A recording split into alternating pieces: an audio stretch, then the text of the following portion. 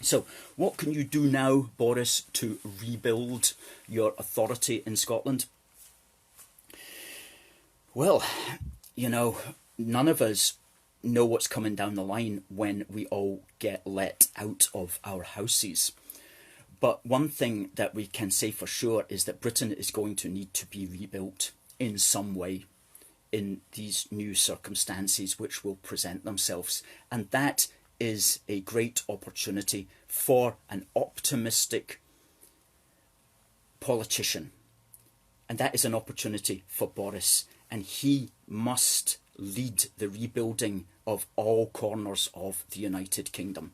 He must not give that authority simply to Nicola Sturgeon. If there's any money to be spent, it must be very clearly branded as British spending, and it must be spent, if necessary, over the heads of Holyrood. Okay? Because here's a little secret about Holyrood. If you give this SNP money, they will take it without thanks. They will complain that it wasn't enough.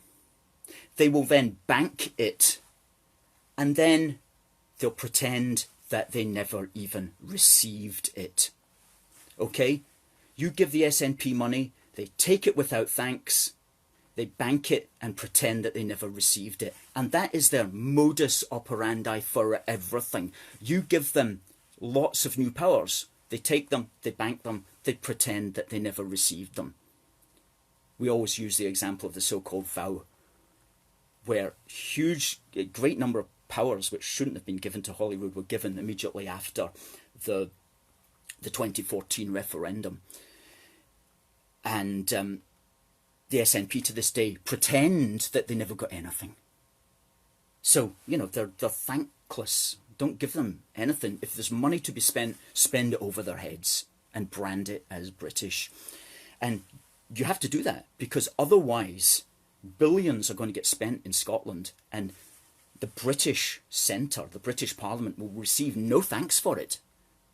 And a year or two down the line, people won't even know where it came from. And then a year or so later, people say, we never even got it anyway. Remember that.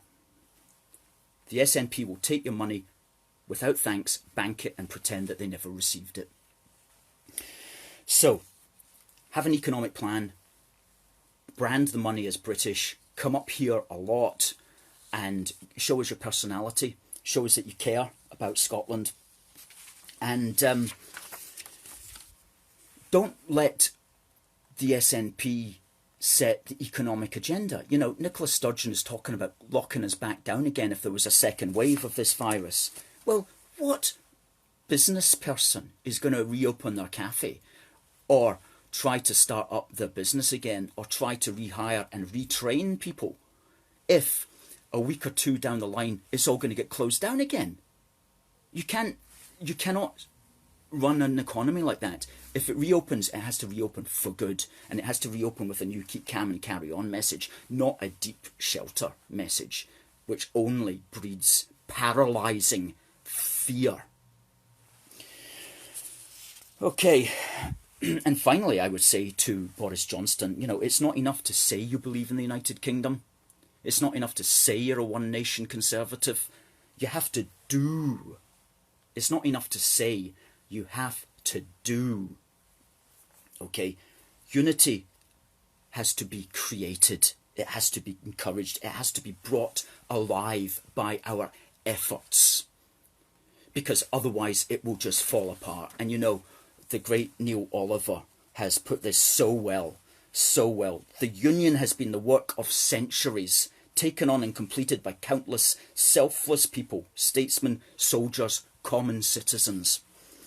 It has been here so long it can be easy to think it just happened. A work of nature like a mountain or an ancient tree. The truth is, it was ever a fragile thing. Union is a dream, shared by a people and kept real only by their imagination and conviction. And if we neglect to maintain it, the temple will fall. All of it will be destroyed, and so the work of centuries will be undone. That's what we're about here. That's what is at stake.